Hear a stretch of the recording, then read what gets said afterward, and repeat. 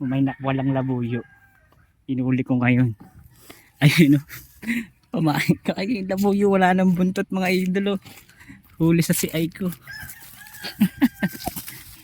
Shout out kaninong labuyo to.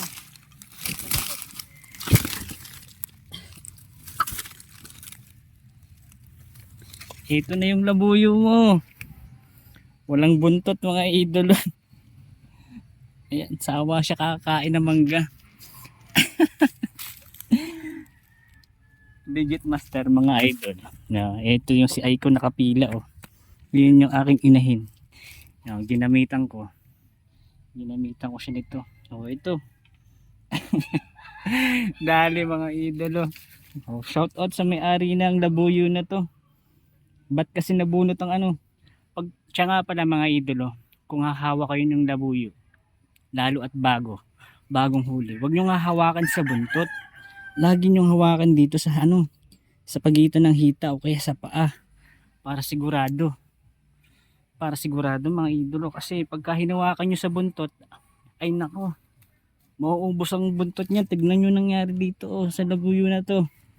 Bali sinabi lang to sa akin ng aking kapitbahay, si Raymond. May nakikita daw siyang labuyo dito sa malapit sa bahay nila, sa lugar nila. Doon yung lugar nila mga idolo. Bali mapuno lang yung lugar na to. Dating may mga nag-aalaga din ng manok pero wala na ngayon. Kaya ano na, puro damo, puro puno. Kaya dito napunta to. Yung labuyo na to mukhang kainaman pa naman, puting-puti yung tenga mga idolo. Ay nako.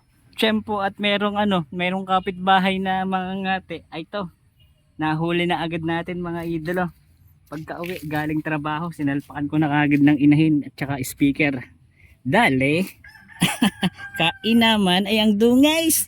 Ay kakakain ng mangga to. Legit na legit ang ating si ay mga idolo. Oh. Kain naman.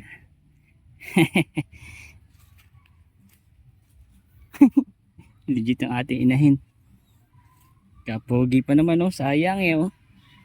Oh, so bahala na. Kung kukuhanin na may-ari, di nako. Kailangan palitan niya to sa akin ng patuka kasi hinuli ko yung kanya nakawalang labuyo. Kung hindi naman eh, ako na ang bahala dito. Eh mukhang kain naman eh. Alright. Huli pa rin. Ito nga yung problema, hindi natin mabitawan yung labuyo. Hindi ko tuloy maayos. Wala akong dalang bag, wala akong lalagyanan. Ang hirap pala kapag wala talagang lalagyanan.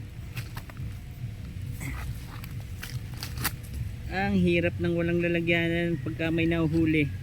Kaya kung kayo mga ngate, napakahalaga. Magbaon kayo lagi ng lalagyanan para pagka nakahuli silid ka agad. Di kagaya ngayon tinan nyo, hirap. Nandito na siya.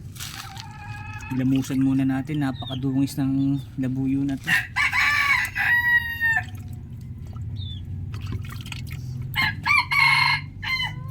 Dito may kasama ka, makakasama mo yung mga tropang labuyo dito. Huli ko yung inuhuli nila, hindi nila mahuli, ako huli. Paano mo hinuli yan? Kinati ko. Ayun yung inahin oh. Kinati mo ng inahin? Oo.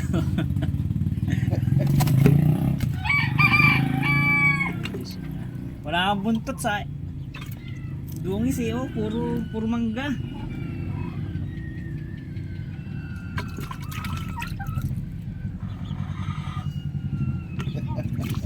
Kinuha ni Raymond pinipilit ng mahuli. Pinipilit nga nila mahuli, hindi naman mahuli. Ako na lang mahuli. Anong nangyari? Ano na? Mali. Si Aylang malakas. Siya yung nagkasaka hapon, hindi niya nahuli mga idolo.